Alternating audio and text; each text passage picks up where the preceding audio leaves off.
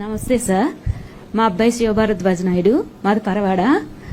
NIT సిల్చార్లో మెకానికల్గా వచ్చింది seat.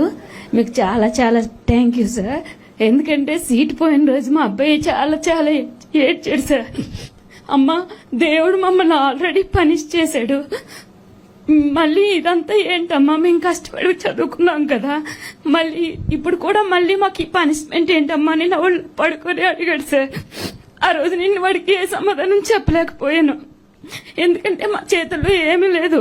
Principal దగ్గరికి వెళ్ళాము, చాలా చాలా తిరిగాము, అందరినీ అడిగాము.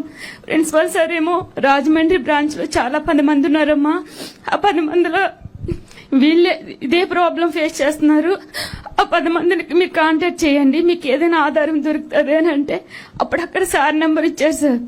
అక్కడ మాట్లాడితే ఆ సార్ అన్నారు, ఇలా సార్ దాకా వెళ్ళింది విషయం, సార్ ఆల్రెడీ దీని గురించి మాట్లాడుతున్నారు, 2 రోజుల్లో జీవో పాస్ చేస్తారంట, మీరెవరు టెన్షన్ పడకండి అమ్మా, మీకు న్యాయమే జరుగుతుంది